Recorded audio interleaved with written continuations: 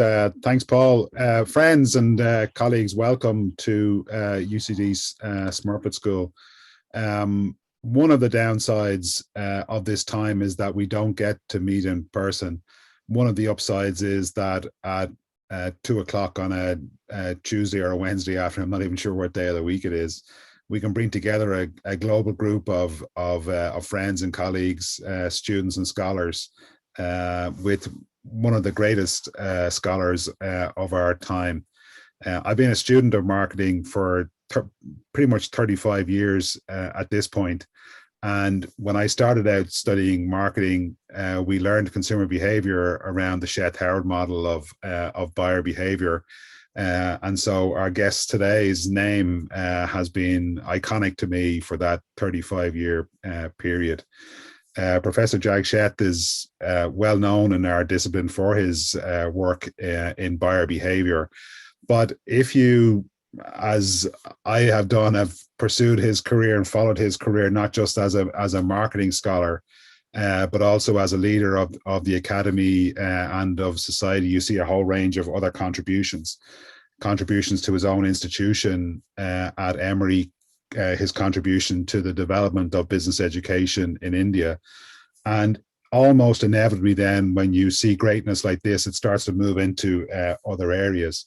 And through the Sheth Foundation, Professor Sheth and his wife have led and championed great and good work by citizens around the world in terms of the improvement of society. I guess most of us think that marketing is a force for good. We certainly argue that and teach it to our students, and that's important given the level of critique that we get. But role models like Professor Sheth are really important to us today. Professor Sheth's topic today is people, work, and society, and I'm very much looking forward to his comments, and I will pass over to him in just a moment. We have always tried to have the best colleagues in the world come to our school. We have always then, as our colleagues in the rest of Ireland has done, shared that with our colleagues in the rest of Ireland. So I'd particularly like to welcome academic colleagues in marketing departments in the other schools in Ireland. We really appreciate you being here. And I finally would like to congratulate Penelope and Mags on organising today, and also landing a speaker like Professor Sheth. It's not a small achievement. I'm more than a little bit jealous, but I congratulate you both wholeheartedly on your work and on your achievement. Professor, I hope we wish we could have you in Ireland, but we really appreciate you being here today. Thank you so much for joining us. Thank you for your comments, and we look forward to those now. So I think I'm passing to Penelope now. Am I right? Yes, indeed. Yeah, thanks, Penelope. Thank you very much, Damian, for that introduction. Oops. That's a very bad sound coming from my place here. The timing is just so right. We can hear you perfectly, Penelope. Yeah, it's okay. Okay. Yeah. Oh, all right. So yes. So just to before we proceed, before we hear from Professor Sheth, I'm just going to announce a few house rules. It's really to do with Q&A, questions and answers. If you have any questions, dear audience, welcome to this session.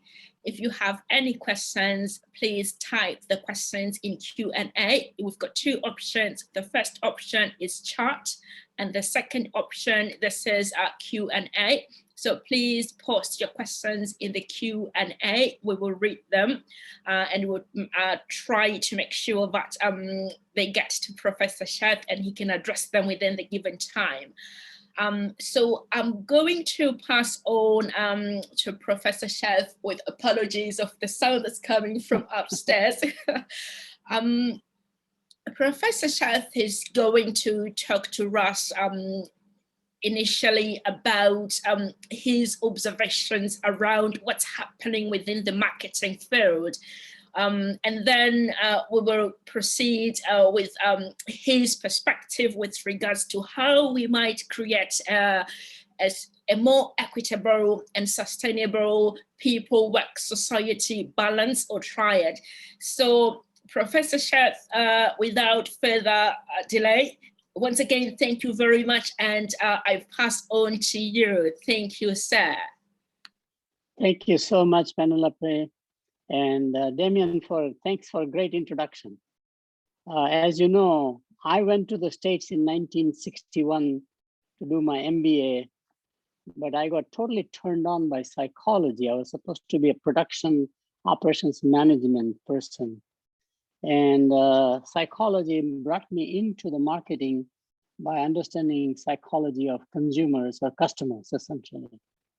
And it's very nice to see the journey, but over time, I started my academic career in 1963 at Columbia University.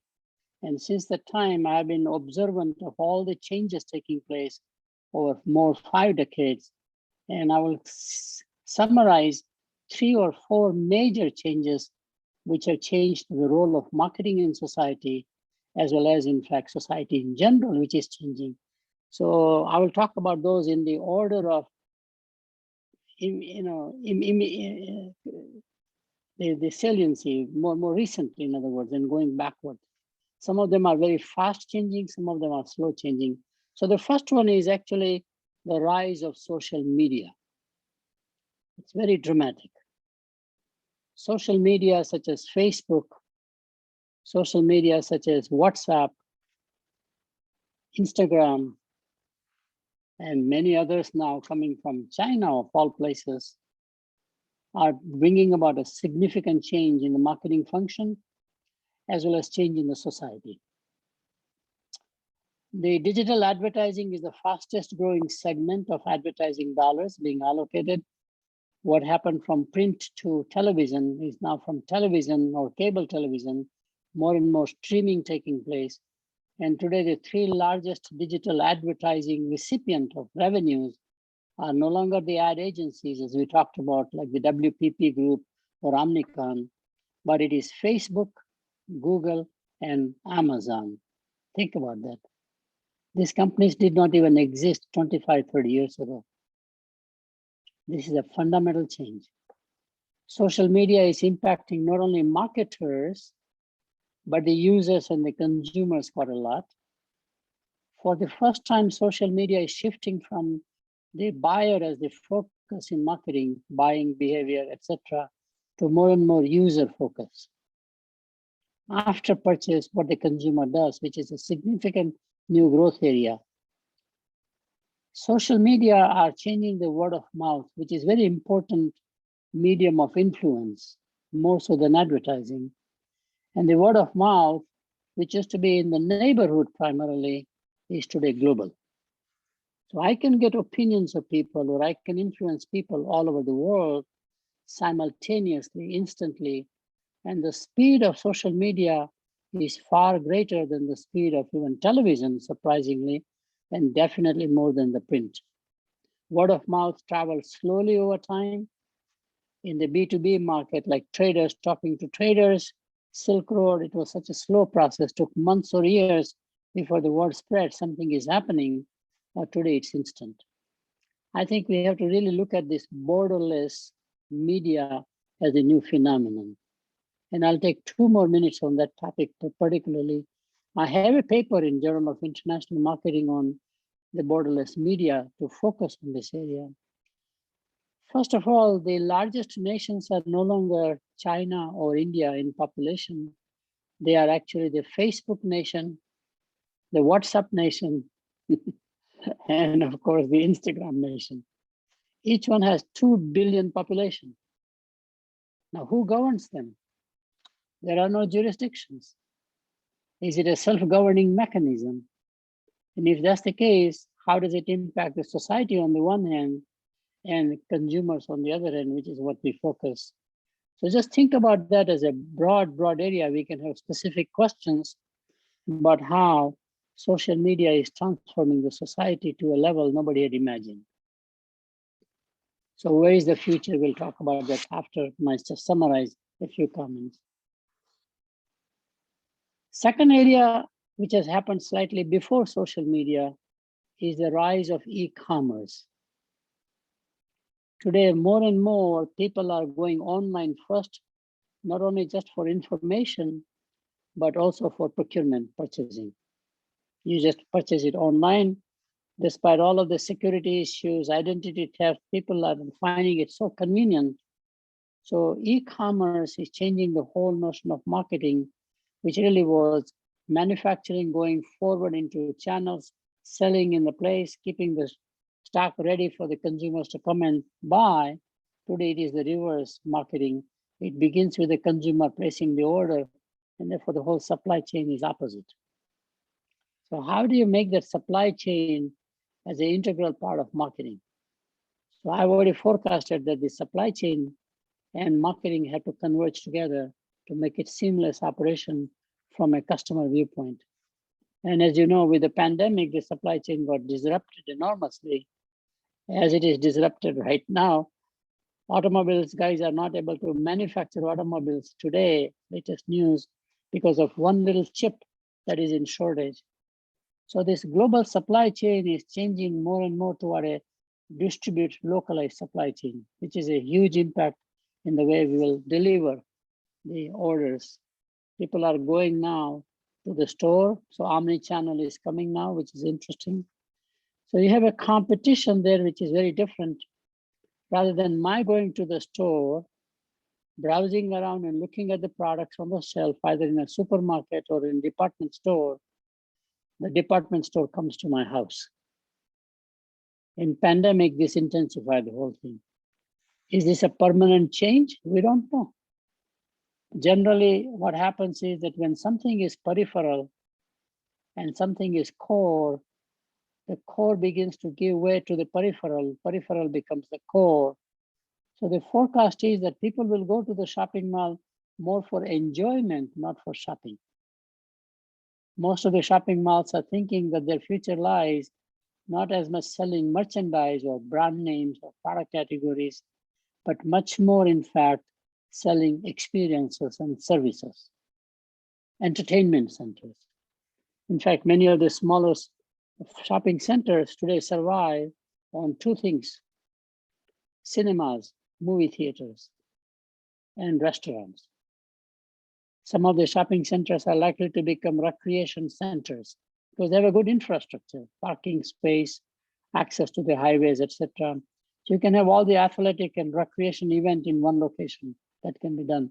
So we are imagining the future of shopping centers and the future of retailers themselves who locate themselves in the shopping center, where it may be the reverse, that I have an online platform, and then here are selective places where people can look, shop around, look at the product, feel, see, touch, very similar to Apple architecture, for example, or I guess Best Buy, one of the largest consumer electronics retailer, just announced that you will have a subscription fee, just like Costco has a subscription fee, Amazon has a subscription fee, and then bundling services together in that way.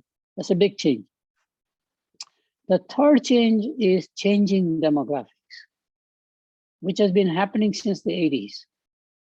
While there are 3-4 demographics that are changing simultaneously in the US, it is changing the society as a whole.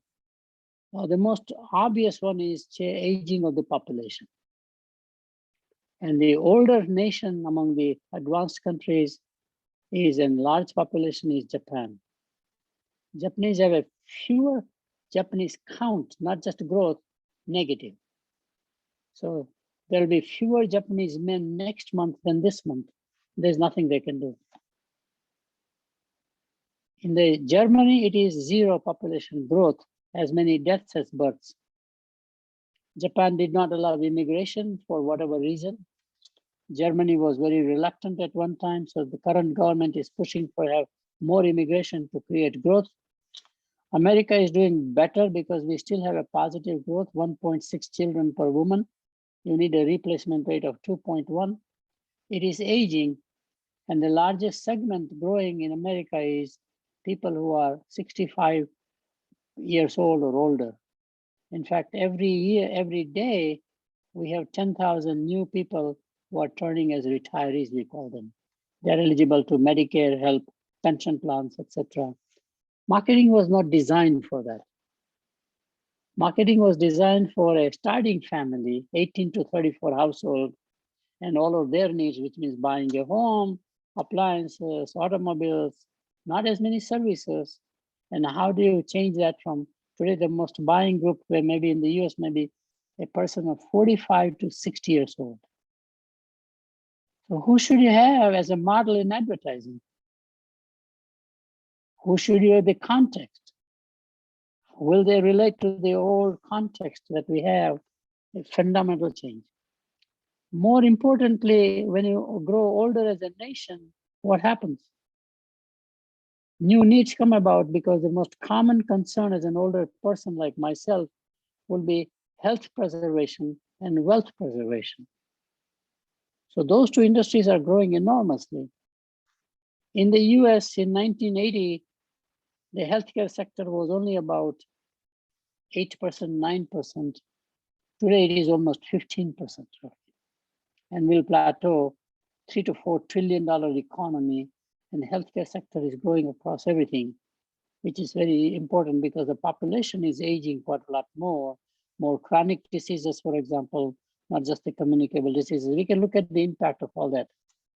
But from a marketing viewpoint, the biggest change, surprisingly, has been working women households. In my generation, 50 years ago, when I was starting my family, maybe 55 years ago, roughly, there was a typical notion that my wife will be a homemaker, I will be the breadwinner. My responsibility is to make sure 2 jobs, 3 jobs, I am the bread earner. And her responsibility was to make sure that kids grow up right, take care of the household, cooking, cleaning, childcare. That is not the case. Today, dual income family is absolutely a necessity. In large metro areas, you cannot survive on a single breadwinner. So the role changes enormously now. Who is the homemaker and who is the breadwinner? We don't know. Both are homemakers and both are breadwinners. There's a blurring of the boundaries. And both have no time, so time has become more scarce resource than money even, especially among the educated family, dual income, career-oriented family. And if that's the case, then the traditional marketing we did Monday through Friday, 8 to 5 is gone. Because Monday to Friday, 8 to 5, there's nobody home. So home repair services, delivery services, all have to change their timings pretty much, including doctors, who say doctors can only see you Monday through Friday, which is their convenience, but not the convenience of the consumers in the marketplace. So can doctors be open 24/7, just like the supermarkets? Significant changes are taking place. And when you have dual income wage created family, 2 consequences arise. First one, of course, is that you outsource quite a lot. What you made at home, you which have no time, so cooking, cleaning, and childcare. Today, a working mother, biggest necessity, if she is not able to manage, would be the childcare. Which is why, with the lockdown procedures, working at home, you have a huge stress in the family, because usually she would go to work, there'll be a nanny of some sort or a child kinder care center, all of that is, and a lot of stress. Eating out. 50% of all the meals in America are now eaten out. Lunch, of course, is out, kids at the school, the 2 parents working outside, but breakfast is out now. Out of 3 meals a day, we only eat 1.5 meals per day. And out of the 1.5 meals, 50% is all delivered at home, ready to serve, ready to consume. All you have to do is to heat it up in a microwave oven. Whole phenomenon changes. So cooking, cleaning, childcare. Nice thing about this one is that it adds to the GDP of the nation, because when I do it at home, the value add is only the raw material that I buy, because that was made by somebody else in national accounts that they calculate. But when I buy in the marketplace, let's say meal, it's about 4 or 5 times more expensive than the raw materials. So economy chugs along, but if you look at food, shelter, and clothing, they're all services economy. So both aging of the population, the working women households, services industries is the future of all advanced economies as it is happening. in all parts of the world. So I can go on and on, but we'll pick up questions there. Last area that's impacting the society actually is the rise of emerging economies. Emerging economies are growing faster and faster. Only yesterday I looked at the data that in 1960, US had 40% of the world GDP. It is now down to about 24%. There are other nations who are contributing to GDP, especially China, to some extent India, and it's massively changing. The biggest change we have never understood in marketing in general is that it is not branded products competing with branded products, but the biggest competition is unbranded, unorganized, informal markets out there who are very competitive. In India and Africa is even more numbers. 60% of all consumption today is unbranded products bought through street vendors, unorganized retailing. It is all becoming more and more branded products through organized retailing, especially e-commerce retailing coming out of nowhere. They're leapfrogging the technology essentially. China, of course, is way ahead, has become middle income. India is moving in that direction, which puts enormous pressure on sustainability. Environmentally, you cannot add 2 billion people who want to be as modern as advanced countries. So there's a whole sustainability issue that's arising. Now, climate change is just one of the elements, but overexploitation of natural resources before they can renew becomes a very key issue. In fact, I just presented a videotape I prepared on sustainability. Can it be sustained at all? And the answer is not given that. And Africa is now rising, about billion population under the Sahara, above Sahara, sub-Sahara, above the Sahara, like Egypt. If you put together about 1 billion people, they're all becoming brand conscious middle class people. Even the lower income people want branded products. So when I go to Africa today, compared to many years ago, I find everybody is wearing, even in the rural population, branded t-shirts, jeans, etc. Everybody has a cell phone. Think about cell phone is a very complex computer, but it is available to the most illiterate people at the same time. So all of these are macro and micro changes. And I want to go back to the demographics with one more thing, which I've been researching for at least 20 years now. I've not published it specifically on that one. I find that in the family, with no time to share, the traditional way of living in the family is where wife is the homemaker, husband is the breadwinner, the kids come home at 3 o'clock in the afternoon from school. In summertime, they play outside or they play indoor games. She starts cooking around 6:30. They all sat together every day, ate their dinner together. Today, people have no time. People are eating on their own. So we are becoming a roommate nation or a roommate family. We live like roommates. Eating is a chore. Then as soon as we finish eating quickly, even if we can do it together, somebody goes to one room and does text messaging. Somebody's watching YouTube, for example. Somebody's watching television. Somebody's on the phone. So we live like roommates. When a household consumption unit becomes like roommate family, what is the impact on the marketing? It has to have an impact. Do you have mass, large bulk buying, or do you have individual serving product categories? How do you package them? Just goes on and on. This keeps me going. I am so fascinated about changing around us that I still continue researching, writing, etc. in this field. So I will stop here. We can go on forever. But those are the 4 or 5 major changes. Social media and its impact on society at large and marketing in particular. E-commerce and market exchanges. Word of mouth communication comes as a part of social media. Changing demographics and the rise of emerging markets. I will stop here. Penelope, you can pick up questions however you want to do it now. I just set up the tent basically to see what we want to discuss, okay?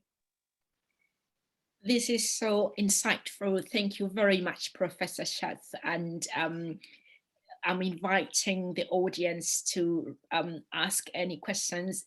In the meantime, I'm going to go ahead and ask you a question, Professor.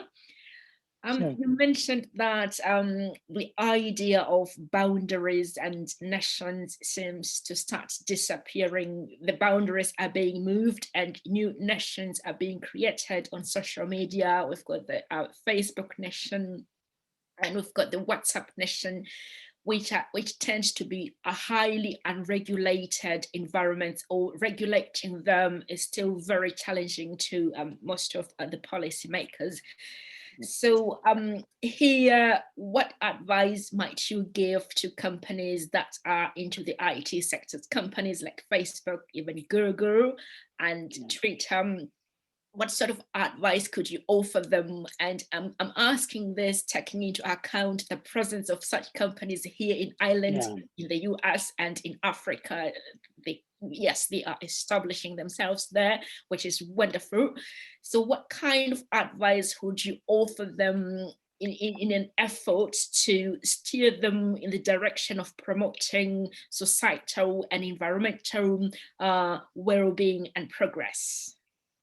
Very clearly, it puts such a moral burden on the social media companies themselves.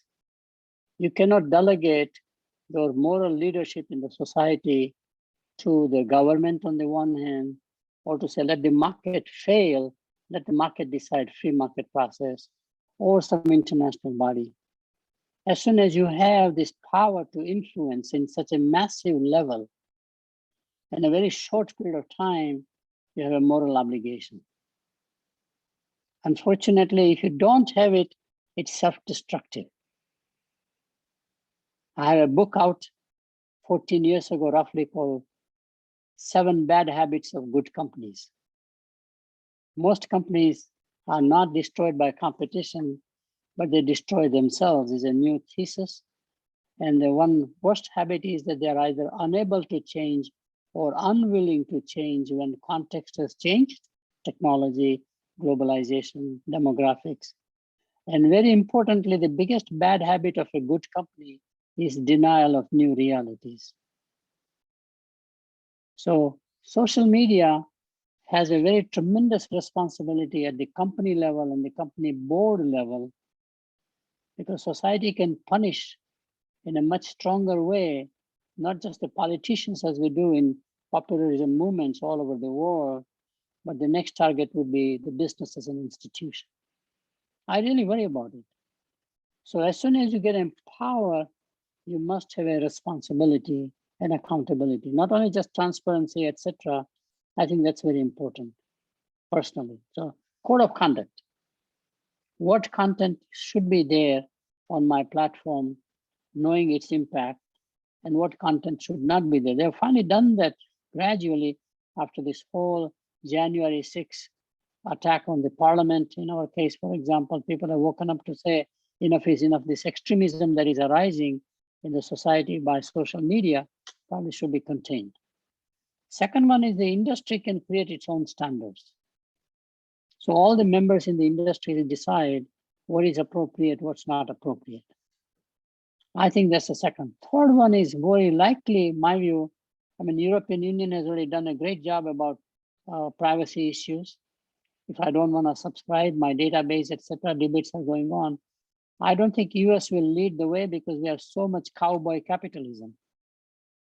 We think market process is the best one, even if it fails. And when it fails, we'll try to intervene. Whereas Europeans have generally thought more about prevention of the whole thing, if possible. And so you see already the new rules have come about the privacy, who owns the database, etc. Ultimately, I think this will become like United Nations, as it has happened in the telephone industry. There's an ITU in Geneva, International Telecom Union. I worked in telecom quite a lot, so I know about them. And we have done similar things about WHO, which gives world standards about healthcare, etc. For example, you have the UNESCO, you have the UNIDO. I think ultimately the internet will be regulated, or social media will be regulated by some international body. Because if they do not self-regulate, you will have so much of pressure by the public that you will have some sort of a policy governance mechanism. Can I add one more thing? Definitely, thank you. It's very interesting that neither the policy making legislation, filing an act of parliament, nor the regulators that you create, like energy efficiency, EPA regulations, environmental, are as sufficient. Today, the best change agent in a society reforming the corporations, at least in the US, and it's becoming worldwide, is the court of law, the justice, Supreme Court justice. All of the major decisions impacting large corporations in America, going back to Standard Oil, which was broken up Rockefeller family, for example, to Bell System, the telephone, for example, try to break up IBM, for example, breaking up, in fact, of Apple, Google right now, going on to all this stuff. It's very interesting. Ultimately, the penalty by the courts are so large, as it has happened with the cigarette industry, for example, the penalties are massive. Billions and billions of dollars of penalty for drug abuse right now, especially painkillers, for example, prescription painkillers. I think it is very interesting that the average jury, ordinary human beings as jury, members of the jury, are now willing to give enormous punishment, economic punishment. And to me, that's going to shape future of corporations more so, because through lobby, I can manage the policy guys, politicians who pass the laws. I can manage regulators by being in partnership with them in many ways.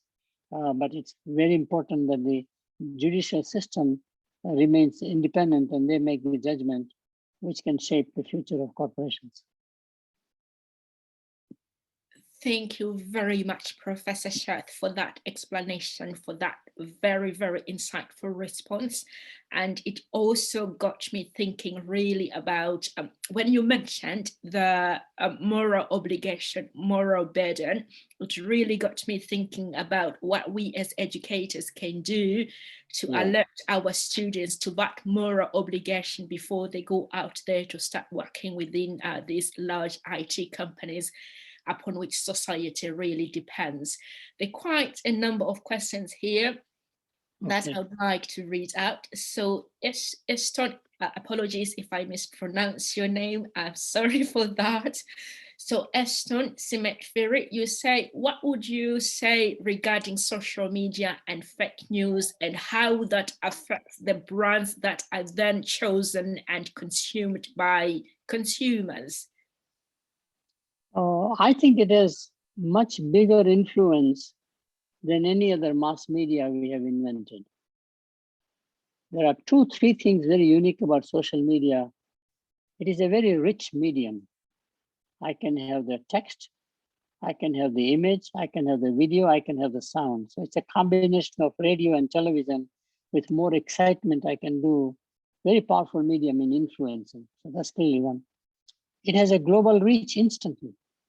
Doesn't matter where you are in the world, so long as you have a connectivity through the network, I can access you.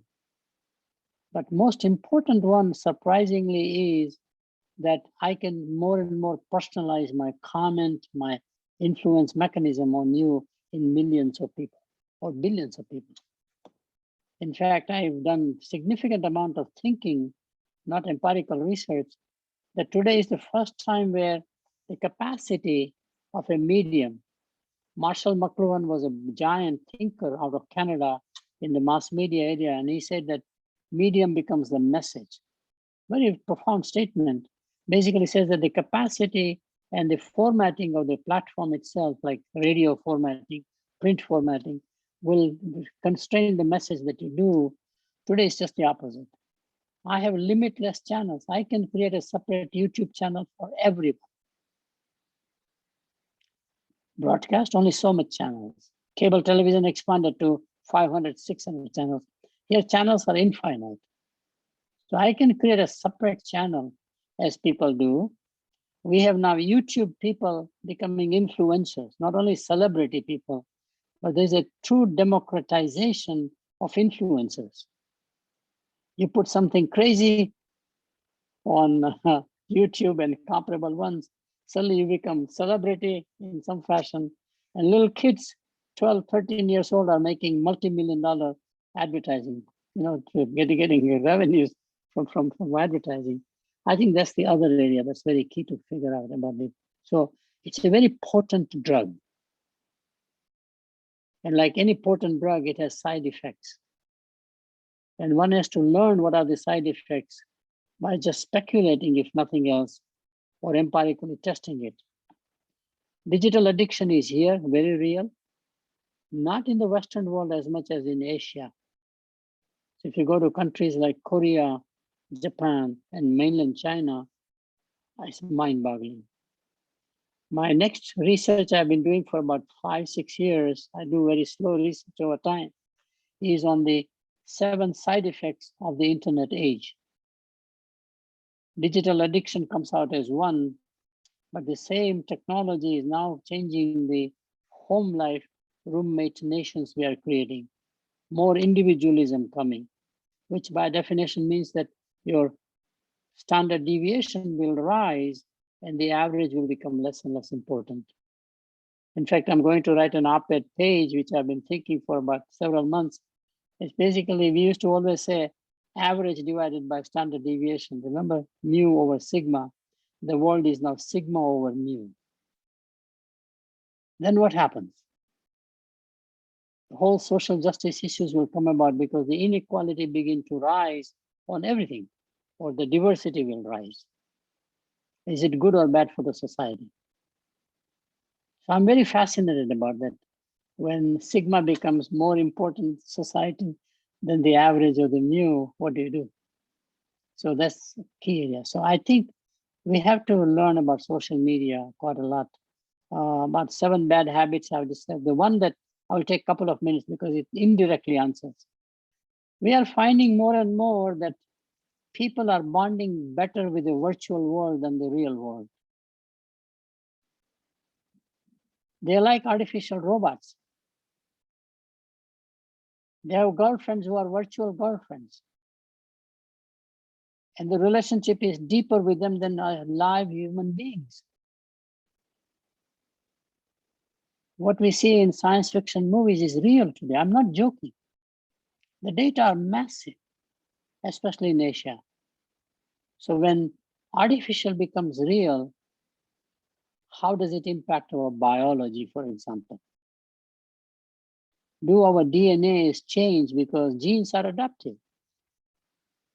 As we adapt to different climatic zones, we all began in Africa, but eventually based on climate, our genes adapted to survive. Now, if you are in the digital world, do genes adapt also? Sure. Who said they cannot? So if there's a gene modification, by the context of social media becoming more emotive, more bonding, it must have some chemical change in the body.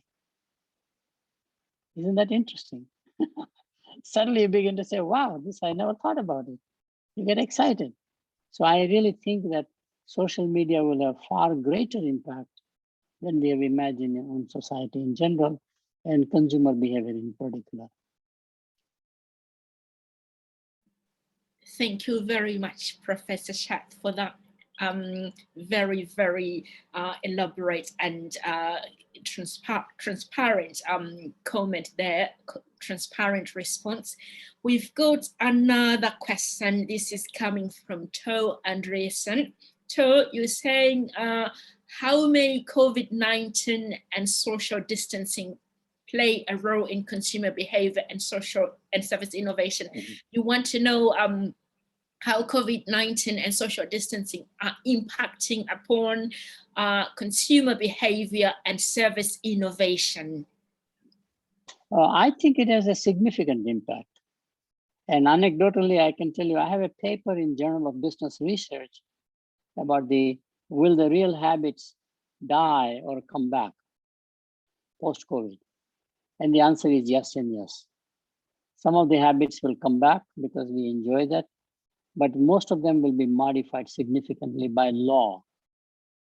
People are enjoying working from home, especially those who are educated people. And they have the flexibility of time and place. They can distribute the work between work, family, and the education, etc.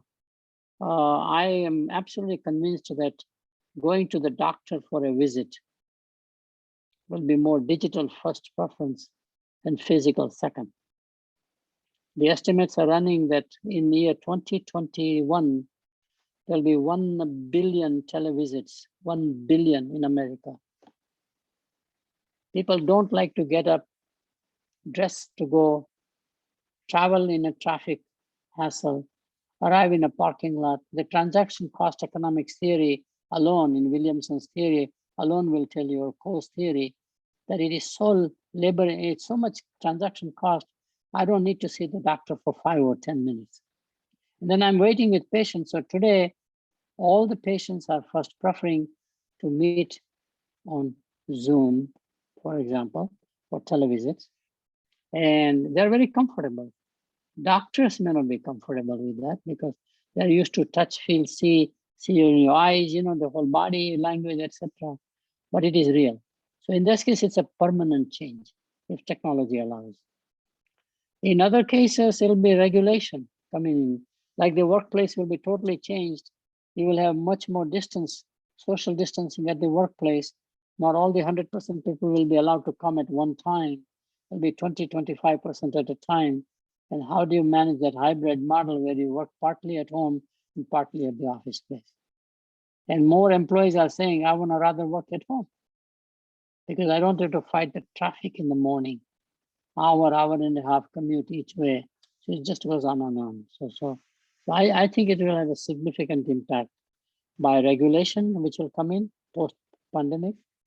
Only way I can tell you is that whatever we need to go someplace as consumers, restaurants or shopping, grocery shopping, window shopping, shopping center, the store will come more and more at home and only occasionally will go out. Same concept. What was core will become peripheral. What is peripheral will become core.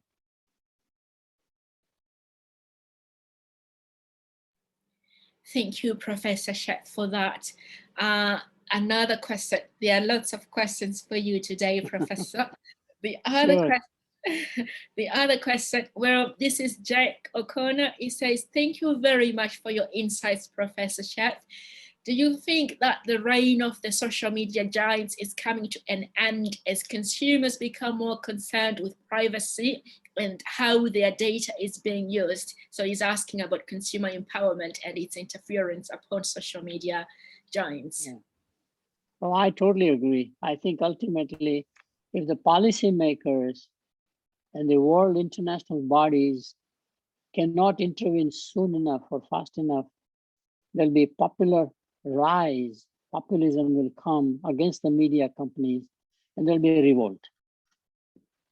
And the revolt can be settled, obviously, through court of law, as I mentioned, where they file lawsuits against companies worldwide, and I can literally, in fact, paralyze them in the process.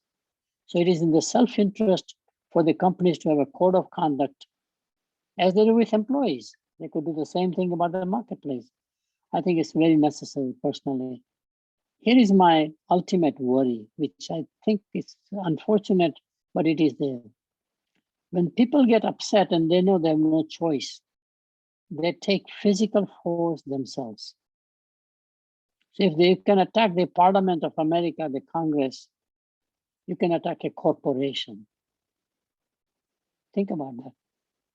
Average consumers simply say, I cannot do it. There's a protest. And once they begin to target a corporate headquarters, you are very vulnerable. Sitting on the boards of large companies, I'm no longer, but I used to be, my worry was exactly consumer anger. Consumer militancy is there. I mean, we are all having such, we're just constantly in a state of anxiety. You have the road rage. I've done research on workplace violence, massive.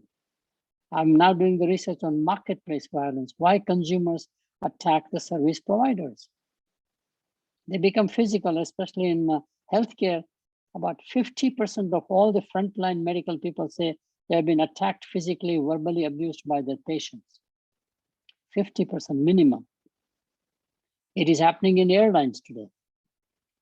Flight attendants will tell you the stories after stories about misbehavior by the consumers in the marketplace because they have no choice. They feel like they are not given the proper treatment, whatever turns out to be, and it is very possible. In fact, there was a book at one time written by one of my former students from Columbia University, Prakash Sethi, brilliant guy. He wrote a book called Up Against the Corporate Wall in the late 60s or early 70s. This was Rochester, New York. Kodak, I think, was the company, and they were not listening properly. In this case, might be the employee issues. As you see, unions or unionized members become militant, right? Protest. And we can become violent. I think the same thing will happen where consumers, not employees, basically say enough is enough. You don't belong as a corporation. You are not serving the society. Can I take a couple of minutes here, Penelope, if it's okay? Time-wise? Definitely, Professor Sheth. So one of the books that we wrote, it's 2007 publication called The Firms of Endearment. Raj Sisodia, myself, and David, we were three people who wrote the book. And what we advocated was that you have to be stakeholder oriented, not shareholder oriented. We have become too much obsessed about shareholder orientation, and the only role of society, business is to make money. I have an article right now, Business of Business is more than business. It has always been more than business, except after the first energy crisis, historically.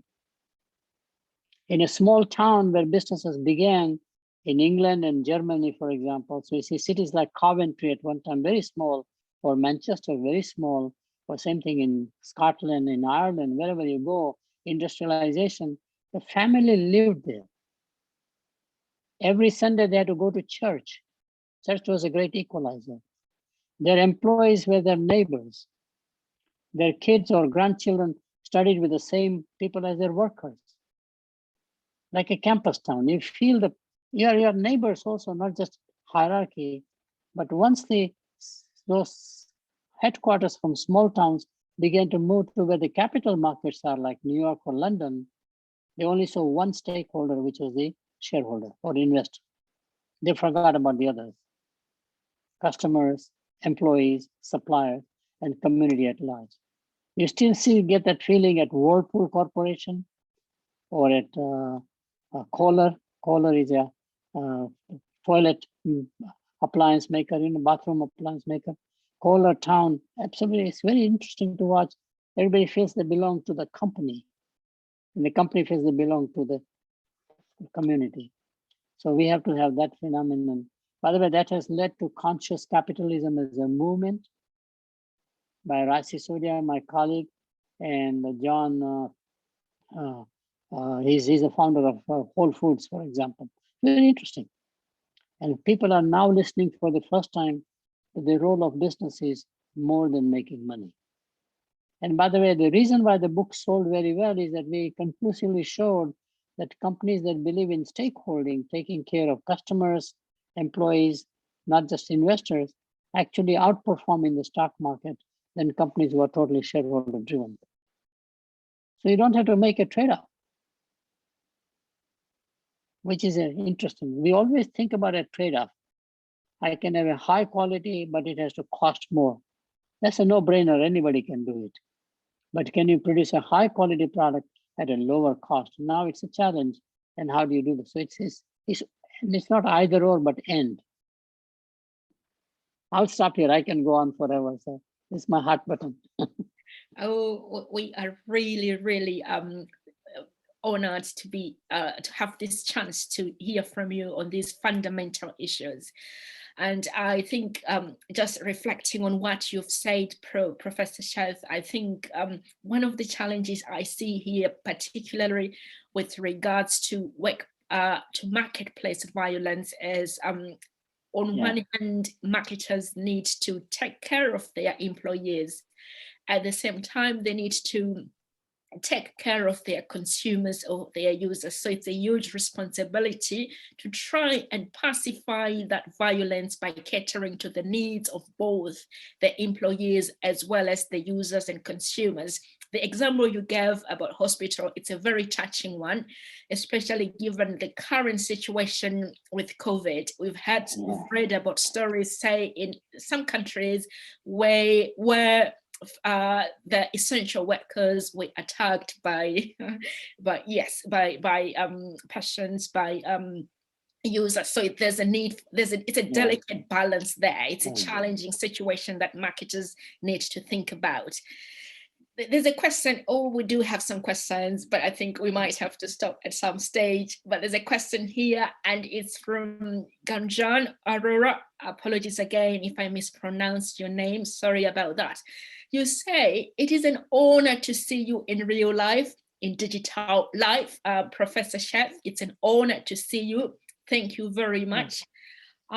It is evident that the pandemic has a great mental impact in a negative way upon people. Do you foresee rise of any industry, products or brands, physical or digital in nature, that will help to achieve something positive? Like any major sustained crisis like the pandemic, we all thought pandemic will be over in 2 weeks, maybe 1 month. But when you have a lockdown for more than a year, it begins to bring about not only challenges, but huge opportunities.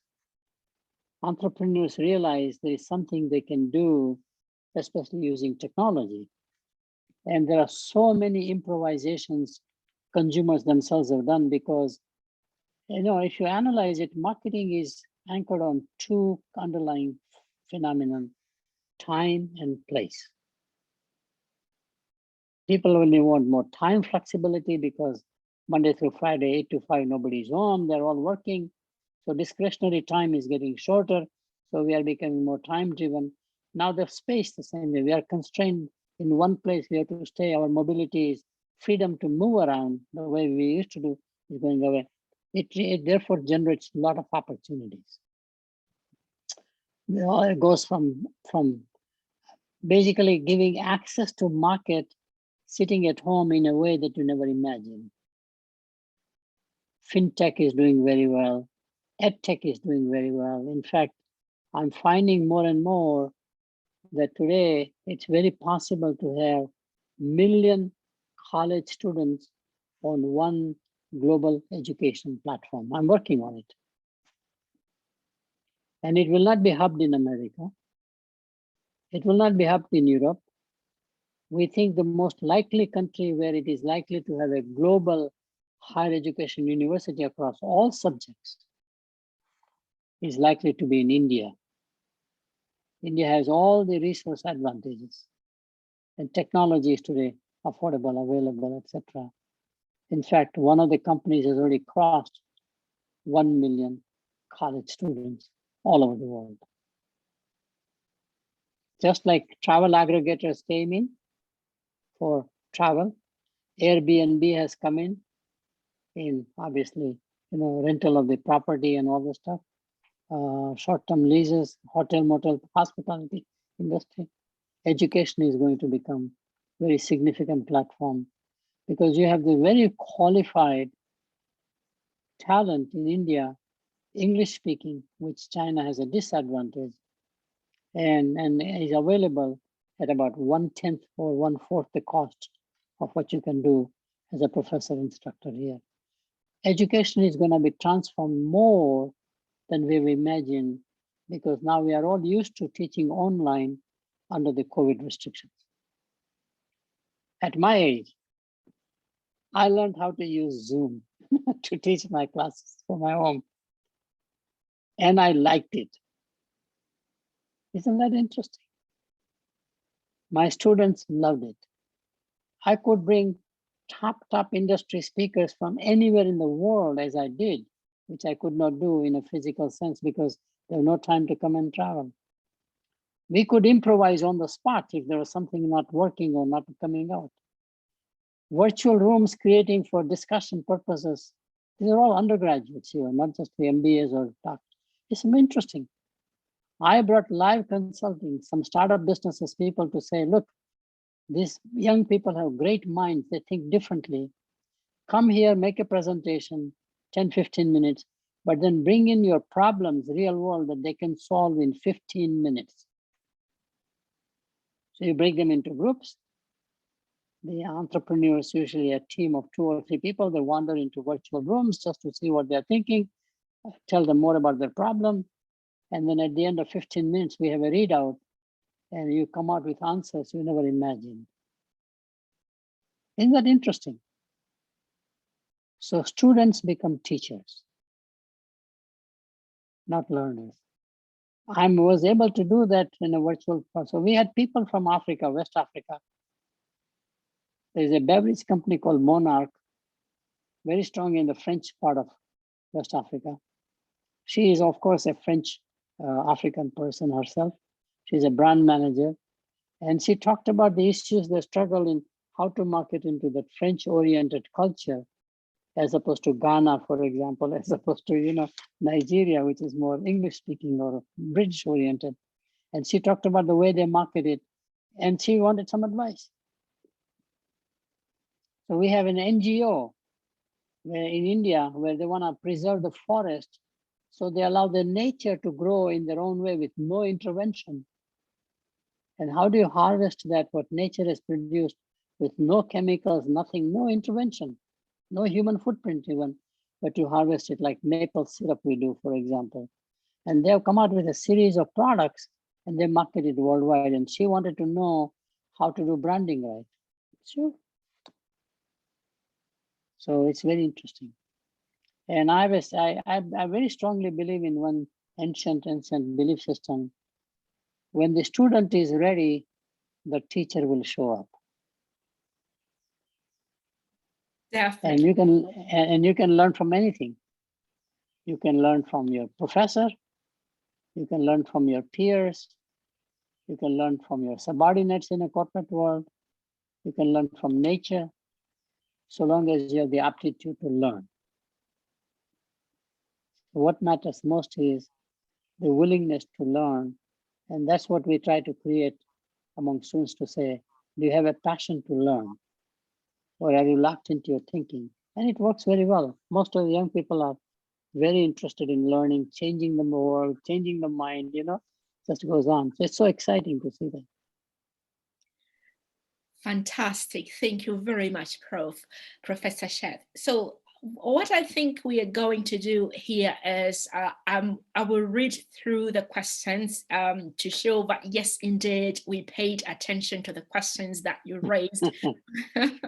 And dear audience, I think you would understand that we can't possibly address the questions within the time frame that we have.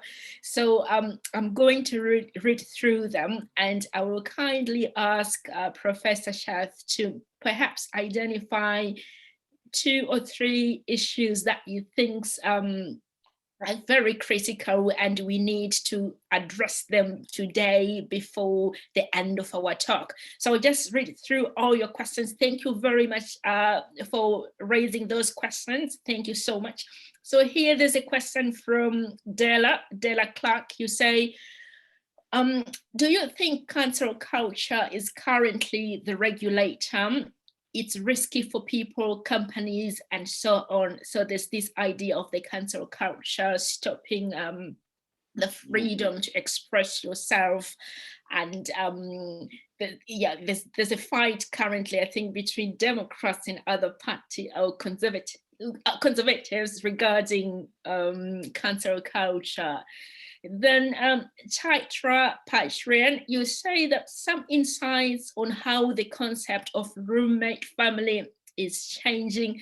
You are asking here for more insights into how the concept of roommate family is changing the overall consumer behavior. Well, personally, I think this is very important. It could even be a research question, but I present this to Professor Sheth for consideration.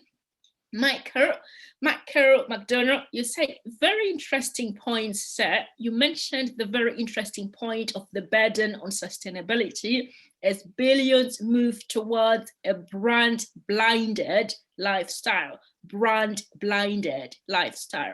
And on the previous question on the social media nations and how difficult governance is in such platforms, remembering the Facebook dilemma. So he's here highlighting what you mentioned, Prof, regarding IT companies or Facebook and WhatsApp being new nations. So how does marketing factor and ethics affect that? So I think, yes, how does marketing factor ethics and responsibility as it gains momentum every passing day? Like we have the concept of ethical artificial intelligence. So I think Michael McDonald is asking for more insights into the link between ethical artificial intelligence and the rise of these WhatsApp and Facebook nations. An anonymous attendee here is asking, how will marketing work on the platform for cryptocurrencies due to rising trends and mass marketing from large companies? Then Siva K. Sivakuma, you're saying that what you see here are the major opportunities and challenges for business schools and business education. All right, you're asking what are the opportunities and challenges for business schools and business education given the issue that we are talking about today. Do you foresee a change in firms' market behavior, market offerings, e.g. business practice, reflecting firms' broader responsibility to society? That was a question from Todd W. Anderson. Okay, there are a few more questions that came through the chat. Edel Foley, you're asking, is there a future for the marketing discipline, or will it be overrun by corporate communication and CSR departments? Maria Canvor, you're asking here what kind of research in academia could help businesses in pursuit of their efforts to develop sustainable consumer behaviors. So what research do we need to provide to businesses?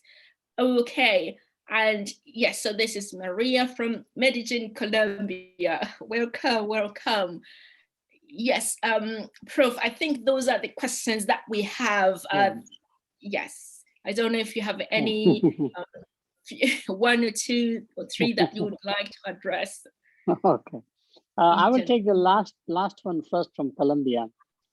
There is no question that companies are learning that they have to encourage mindful consumption. It is in the self-interest of the companies to encourage mindful consumption. Mindfulness as a construct is now becoming very universal across all disciplines. Consciousness. It comes from the Eastern philosophies and the cultures. The more conscious what you are doing, the more you will be able to understand the consequences, not only on you, but on the society. So there's a paper I've written in the Journal of the Academy of Marketing Science on mindful consumption, and that is requires caring, empathy in some fashion, caring for yourself. We don't care for ourselves very well, both emotionally as well as physically. We abuse ourselves quite a lot by eating in ways that's not good. Can you be more mindful? Caring for the community in which you live, because we do things which impacts our consumption, impacts the rest of the people in the community. The way we throw paper, for example, or spit on the street, or whatever we do has an impact. The public health people will tell you quite a lot in an ecosystem like social distancing, second one. And the third one is impact on the planet. And I know Megs has an interest in that area. I know your colleague there. And it's very important to really understand long-term impact as I told you, I very strongly believe, and I'm sorry to take a little time again, and we might do a session just on that. The biggest change in climate change, which is reversible, surprisingly, is what happened with industrialization. Root cause of industrialization was separation of production from consumption. In the agriculture age, we produced the same place, consumed the same place. There was no carbon footprint. Consumption was highly decentralized as production was highly decentralized. But once we created the industrial revolution, economies of scale came in. So you produce in a large scale. So now you have to store it, you have to ship it, you have to whatever it is. The largest polluter, my data shows, is not the factories as we think, but the largest producer are at home. The home generates 35% of global warming contribution. Then you add transport, including automobile, that contributes 20%. But transport also includes highways, flying, etc. All that is included. It's massive. At home, the refrigerator is putting enormous carbon footprint. We build homes with materials which emanate carbon footprint. These homes are themselves polluters in many ways. The next major place is the supermarkets. Have you seen all supermarkets have refrigeration after refrigeration? That is creating an impact on gas emission, for example, because it's small amount, each one, we don't calculate well. Factory is very obvious. So mindful consumption has a very important impact on sustainability. How do you take care of the planet? Planet is, and the other major important I found is that the nature is biological. It's organic. Even coal is organic. But in the industrial raw material age, we never thought they were organic. And therefore, any biological species, when you don't nurture it, they become passive resistors. They don't reproduce as much. We have seen this in human beings, human abuse. We have seen this animal abuse, crop abuse for that matter. We have seen everywhere. Nature has a way of shutting itself down not to cooperate with you. So nurturing nature becomes a very important platform if we understand that the world truly is biological, not inorganic as we thought, which is whole, like that was the word notion. The last thing that we did, which I think is I'm very passionate about, I think we created this notion that humans are the most superior species and all other living organisms are there to serve human beings. Whether those are animals, those are marine life, I think that theory has to be thrown out. We do have the people who worry about the rights of the animals, for example, but my visit is there has to be a fundamental change in belief system that all living organisms are equally important. And you have no right to use them or abuse them, especially by over exploiting, over harvesting, etc. Just do it in a mindful way, what you are creating, because the nature has created an ecosystem which is self-preserving, self-contributing more than any intervention you can do it. And we still have plenty left. It's not as if you're going to starve. And that's very interesting. So I think industrialization created a set of scholarly work, thinking in a way that has created all the consequences on sustainability today. I'm sorry, I'm so passionate about this one that I'm just talking more than I should. So mindful consumption would be a major new area to research in marketing. Because companies can help, typical reduce, recycle, reuse, kind of a notion we can do. Can I take one more minute here? Is that okay, Penelope? Definitely, Professor. Thank you so much. So I'm a vegetarian, like many Indians are. And we used to throw everything in the disposal. We now have a recycling program for all the packages. I'm amazed our food recycling, which we don't put in the garbage, is so small. We eat lots of vegetables and fruits, so there's a lot of, like salad, etc. Now, my wife and I, we keep it out in a box. We put it in our backyard. In 24 hours, it's all gone. Nature is the best waste manager, most efficient. It does not encourage any waste. And I thought, of course, it's limited to the African safaris where you see major kill, how the vultures come and clean up everything. There's nothing wasted in waste. But it happens in my backyard. So now I do experiments. I put things to see who takes it what. I don't have a night camera, okay? Then I will find out who comes. Are those the squirrels, the birds, the raccoons? I have no idea. But it's wonderful to see next day it's gone. So somebody finds its use. What is my waste is somebody's used properly. I mean, it just goes on. It's just nice to observe science. Engage yourself, having the keen sense of observation. All great scholars are basically what I call deep generalists. They're specialists in their field, very, very narrow, micro specialization, but they know everything about everything. So how do you become a deep generalist is a great, I would say, sign of scholarship. I'll stop here. I know I can go on forever. So.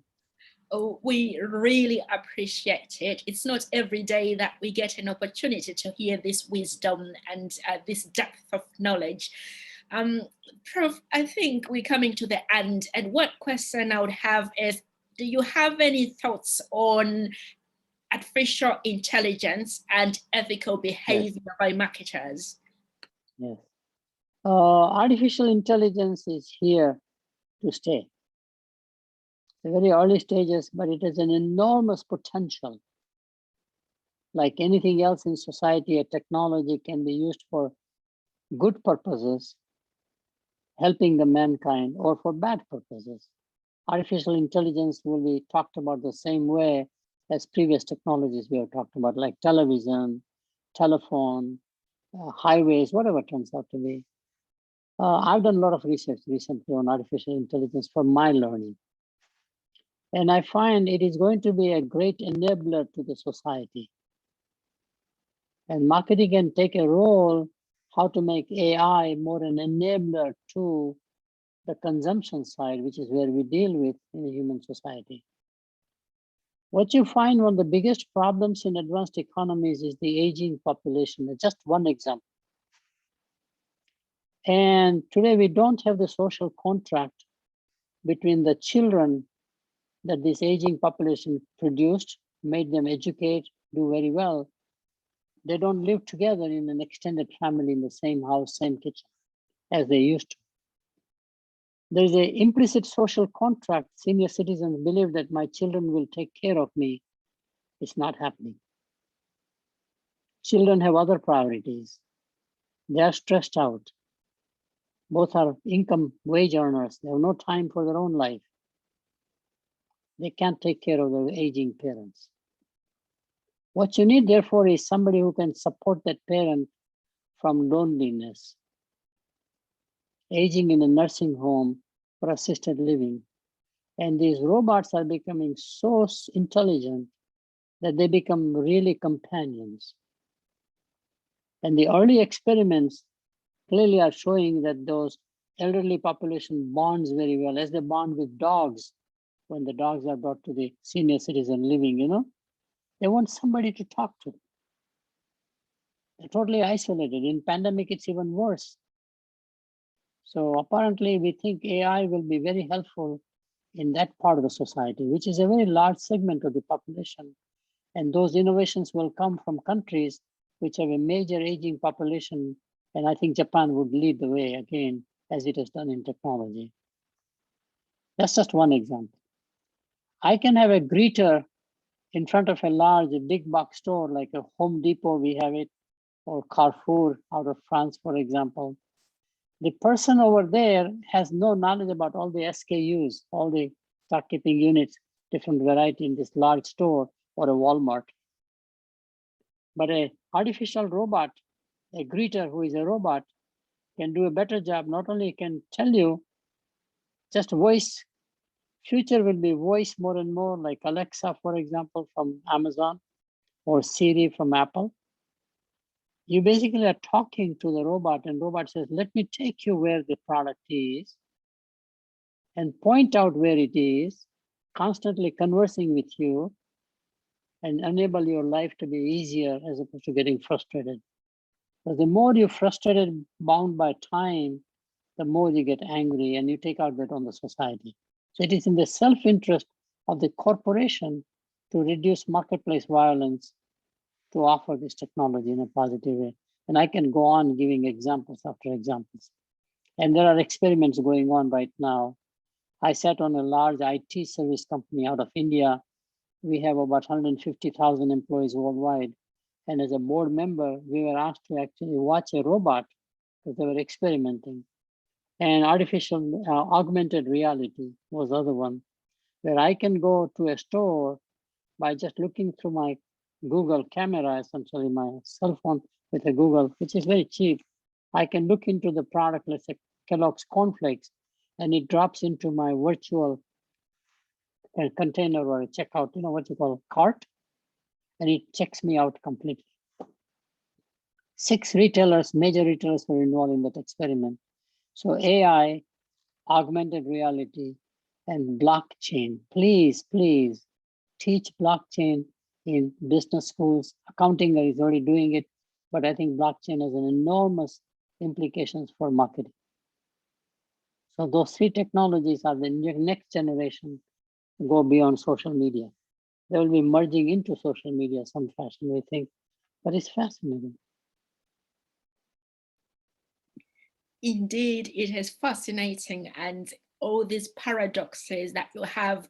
On one hand, consumers, users are becoming alienated. They are building these deep bonds with robots at the same time. And on the other hand, those robots are also helping people to cope, like you've said, particularly the aging population. So the moral responsibility of the marketer can never be understood. I think there's an immense challenge for marketers to act ethically, as you have reiterated constantly, Professor Sheth. I would say we've come to the end, but before we conclude, I would ask if Professor Sheth, if you have any more comments you would like to add, and then my colleague Max Krin, who is also counselor for Wicklow, will close the session for us. I do want to comment about business education. I think Shiv Kumar raised that question. Business education will go through massive transformation.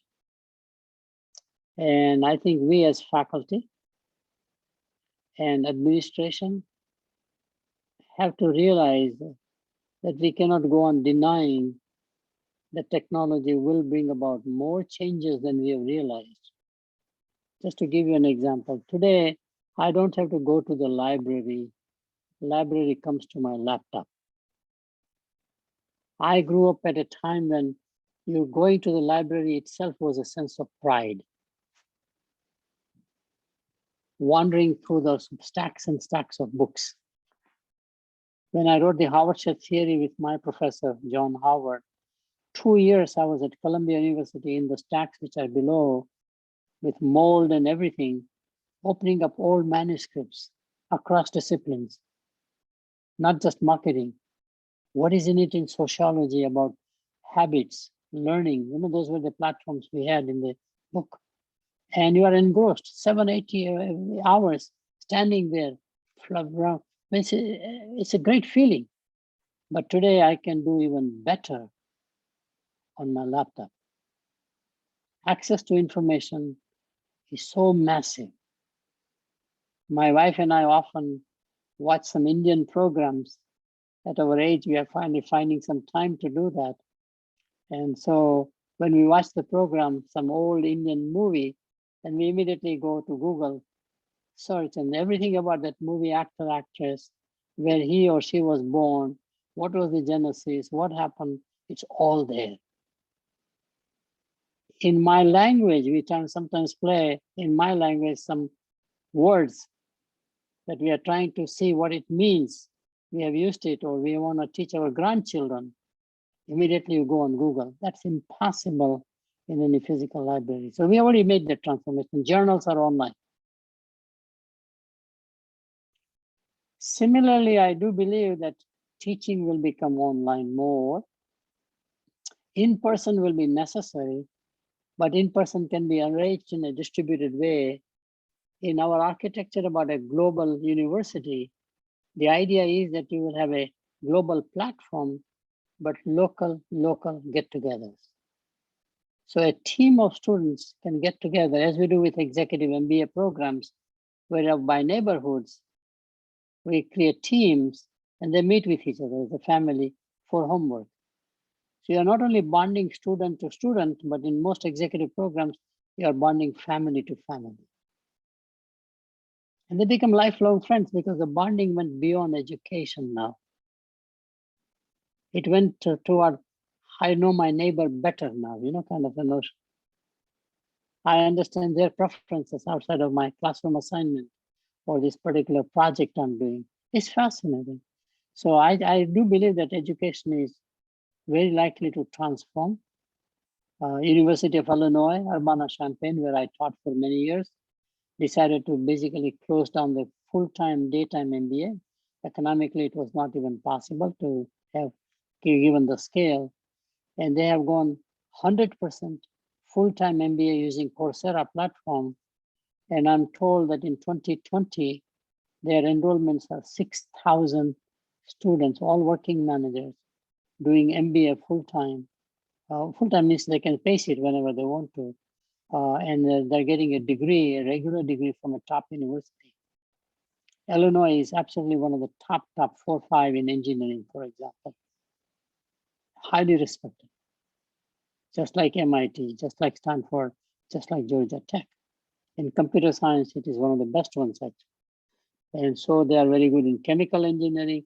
And again, everybody has been astounded about the success of the program with the same admission standards. Everything is about the same. And they're reaching the world now. So there are 100 Canadian students, 70 from India. Think about that. I mean, it's fascinating. What if you can put together as teams? I can now have global teams just like corporations do in science and engineering or IT services. I can put a global team based upon specific assignment in my class. I can have more diversity and equity and inclusion, DEI as we call it, more built into my classroom consciously. This is interesting. So I think don't underestimate that technology will make biggest change in education and in healthcare. Those are the 2 fundamental issues in society. Indeed. Thank you very much, Prof. Thank you very much, Professor Sheth. Next, on to you. I will be very brief. Because I'm conscious of people's time. And just to say thank you sincerely, Professor Sheth. It's just been wonderful to sit here and listen. And you said to me at the outset, how did I get the easy job? This is actually the most difficult part of the whole. To sum up after your presentation and your questions, my mind is everywhere. So I'm going to be very brief because I really think people should leave this webinar with your thoughts in their mind and not my thoughts. But what I will do very briefly is just think what you have said to our people, work and society team and the importance of this seminar and your words for that team going forward, because it's basically been established here in the Earth Institute UCD. So I suppose to say, firstly, I am happy to do closing remarks at a business webinar because I'm a sociologist by profession and by academic background, and social justice would be my area. So I'd rarely find myself speaking at the closing remarks of something in this business, but that is the idea of deep generalism, as you referred to earlier on, Professor Sheth. And I suppose it's the idea behind our people, work and society team and bringing together different disciplines. There is that, I think, tendency in academia for us to be in silos, whereas when you go outside of our academic kind of ivory towers, life is not in silos. So people, work, care worlds, the environment, it's all interconnected. And I see that every day in my work as an elected public representative. You can't separate these issues. So I think it's a good move in education that we're starting to be more interdisciplinary or deep generalists, as you referred to, but I like that. So I suppose you started out, and I only have 3 or 4 points to make. You started out kind of by talking about the rise of social media, and you referred to the idea of consumer profile and user profile. And that interests me as a sociologist and coming at this from the perspective of social justice, because I'd also see people not just as economic actors or having those type of profiles, but having carer profiles. So we're sisters, we're brothers. And this kind of ties into a lot of the other stuff that you touched on then. You know, we're cousins, we're friends. We've got these other parts of our life. We're not just economic actors, we're economic consumers. We're also carers. And that whole world from the cradle to the grave dictates then how we interact with this is a big thing I got from what you're saying. I've spent many years reading sociologically in work by feminist ethics of care theorists about these types of issues from a sociological perspective. So it was really interesting for me to hear you speak about issues around aging and changing demographics and the change of gender in the home and the influence that has had on consumer behaviour and the whole link between time and place and consumer convenience. So that was quite fascinating. And I think it's a take-home message for us in terms of going forward, because as much as people have brand consciousness, they have care consciousness. So people will work their lives around their care need, their need for care personally, and their need to give care. And we do that. That's part of our life. You can never get away from that. And I found that interesting then going on to the artificial intelligence piece, because there is a lot of work that we can outsource, and it's really interesting, your stuff around roommates and outsourced home duties.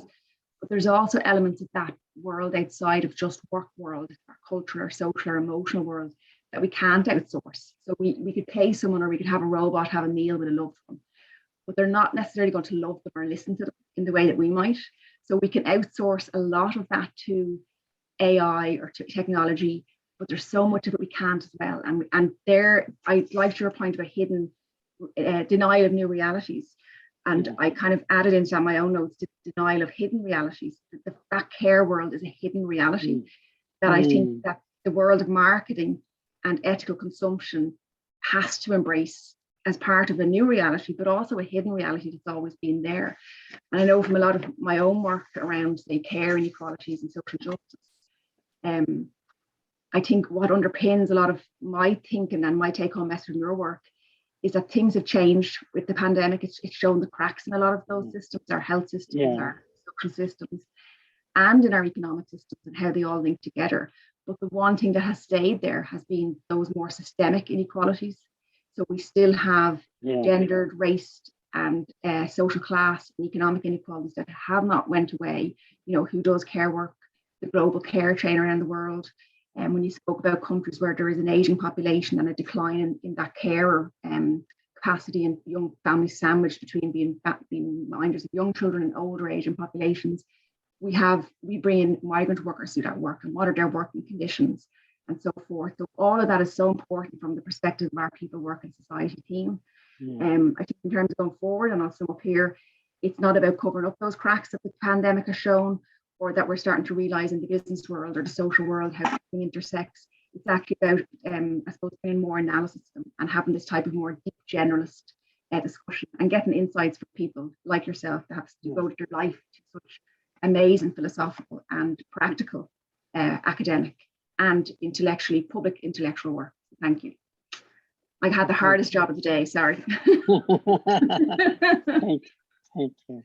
Okay, thank you very much. In my language, Professor Sheth, and the audience, including the guy behind the scenes, this is Paul Reynolds, who makes things happen. Paul, thank you very much. So in my language, we say tatenda and we clap our hands like this.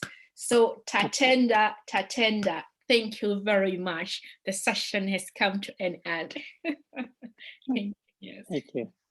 Thank you so much.